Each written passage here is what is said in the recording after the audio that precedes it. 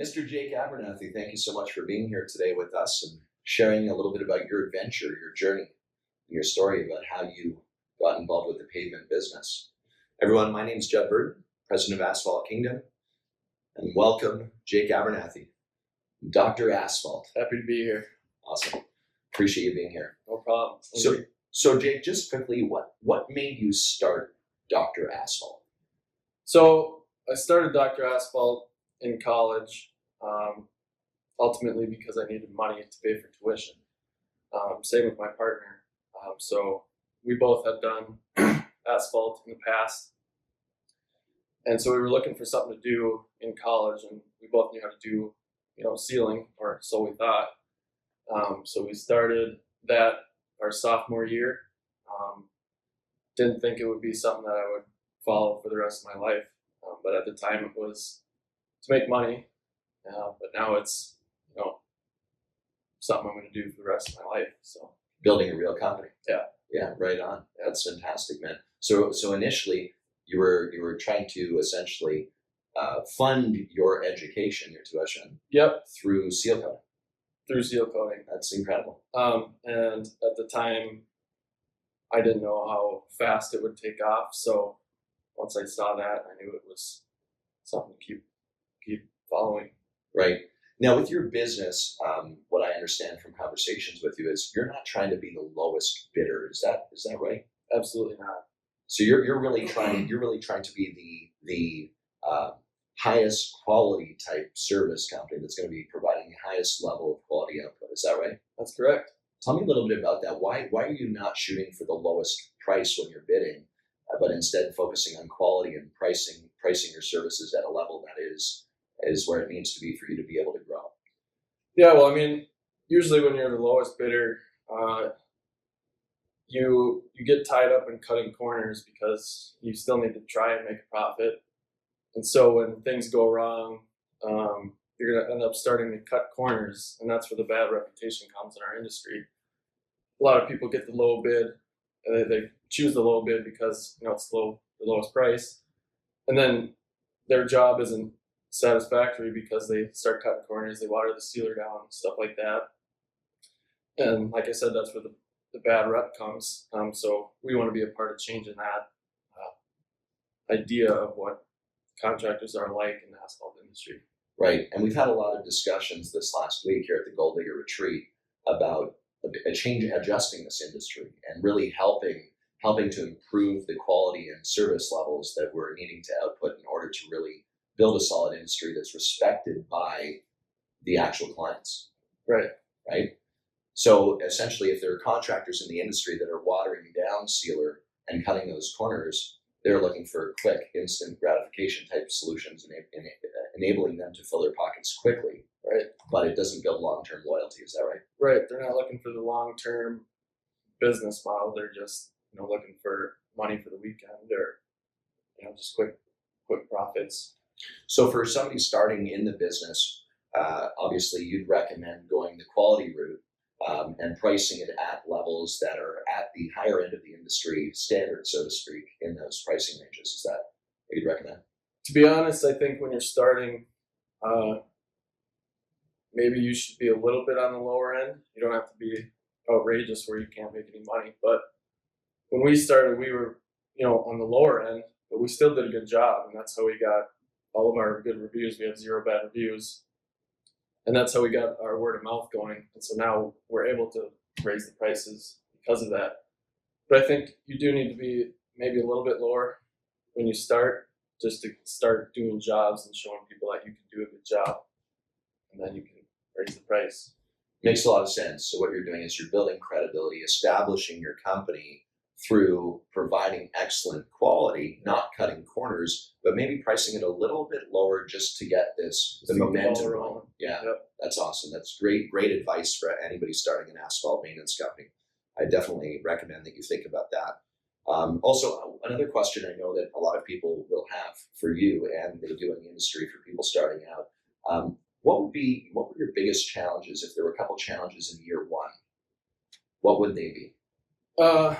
Biggest challenges in year one for me is not having started like a actual business before. Was just how to get everything in order, how to get the entity set up, bank account. Do I need this? Do I need that? The hardest part was just figuring out how to get it running.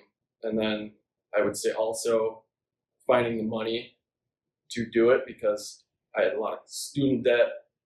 My parents weren't able to co-sign on much on the business side. So we had to go out and find money. We got a little bit from banks, not much. Most of it was from family and friends, or through the University of Wisconsin helped us a little bit too. So. Got it. So yeah, you could understand how those would be challenges. So maybe like a checklist of what you need to get started and places you could go for assistance. Right. And able to, would that be helpful? Yeah, someone you can bounce the questions off instead of just kind of searching the internet. Right. So at Asphalt Kingdom, we are currently working on that. We do have quite a bit of that framework in place, but it would be great to continue to connect after this conversation and maybe go through that list to help other people who are watching this understand what that checklist would be. That would be fantastic. Absolutely. In year 2, what kind of challenges did you deal with in year 2? I'd say year 2 was more of trying to get the jobs that we wanted, instead of just, in the beginning, we did a lot of jobs where the asphalt was alligator and maybe shouldn't have been seal coated. But at the time, we needed any job we can get. So I think year 2, the toughest part was just getting enough clients and enough bigger or better quality jobs to keep growing. To keep that momentum going. So getting more clients in year 2 for us was definitely the hardest part.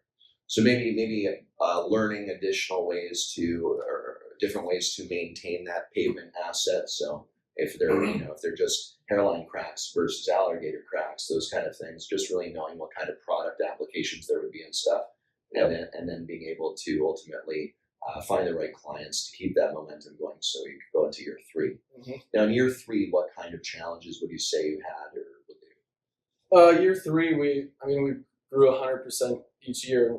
Wow. So far. So in year 3, we were getting the big jobs and the jobs that we wanted, but we didn't have enough people, and we still don't. So it was just a hectic lifestyle. I was out there, 2 other guys trying to do these huge jobs, and still not trying to cut corners because we don't want to get any bad reviews. So for year 3, we didn't have enough people, so that was the hardest part.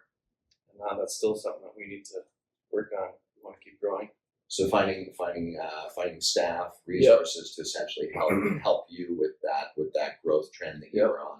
Yeah, I hear that a lot. Hiring is a big challenge as you continue to grow, and hopefully, as we go through this development of top contractor school community, and we continue to build these communities together and really work in an effort to improve the industry, we can draw in a lot of great resources and potential hires for companies. Would you think that, let's say in Top Contractor School, like in the Facebook group, if there was a section in that group that were people looking for jobs, do you think that would be something that would be beneficial to the industry? To teach people how to get jobs? To teach about how to properly hire, but also actually have a directory of people that may be looking for work. Yeah, absolutely, yeah. Yeah.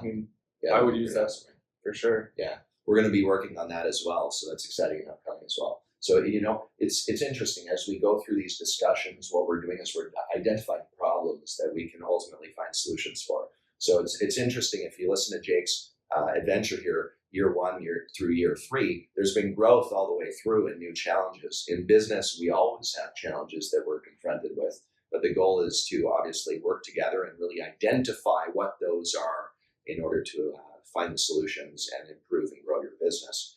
Jake, really appreciate this time. I just have a few more questions. What was your biggest turning point or pivot for your business? The biggest turning point?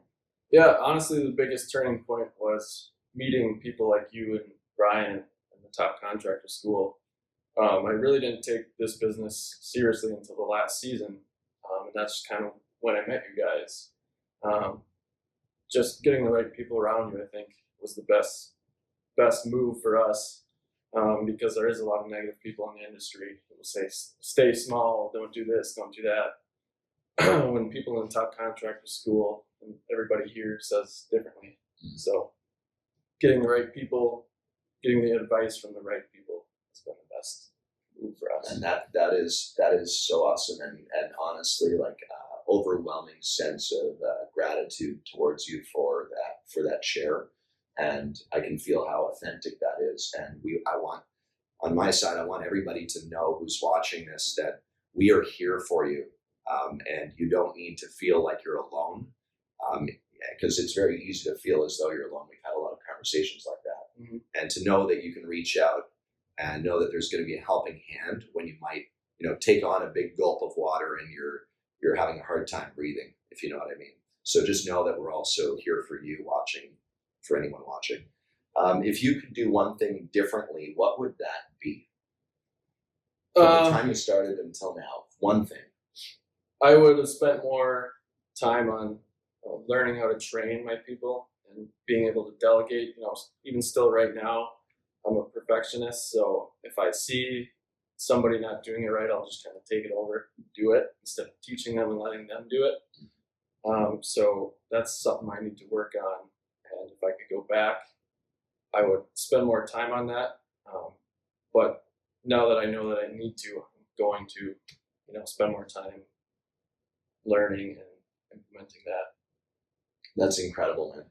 That's incredible. And I know that with the training, and training's not just operations, right? Training's sales, and there's a lot of different pieces to a business that you have to, essentially be working with your staff ongoing, and making sure that team is tightly fit and operating like a well-oiled machine, the way you have vision for your business operating.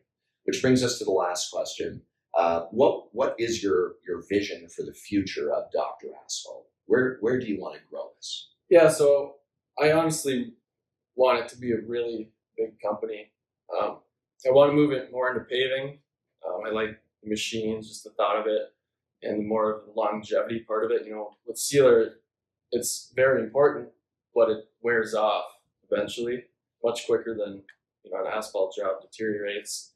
So I want to move into a lot more paving. I have visions to have our own asphalt plant, stuff like that. There's companies around us that are huge and do a lot of work, but there's a lot of things that I see that they don't do the right way. So I think we can eventually move into that position, and be the asphalt company who does the freeways and sells all the asphalt in the market. And our market right now is Minnesota and Wisconsin, so I could see that growing as well. So that's absolutely incredible. Now imagine, for everyone watching this, Jake has told you, this journey, and it started literally with being able to provide him with the opportunity to fulfill the payments for tuition. And how many years has it been now until you now have visions for owning your own asphalt plants and paving freeways? How long has that been from the time that you were thinking about paying tuition to now? About 4 years. I congratulate you from the bottom of my heart, man. Thank you. Not only are you an incredible friend now, and a relationship that I truly am grateful for, just want you to know I'm so, so proud of what you've created at Dr. Asphalt and how you've personally grown. And cheers to an incredible future, man. Thank you very much. Looking forward to it. Cheers.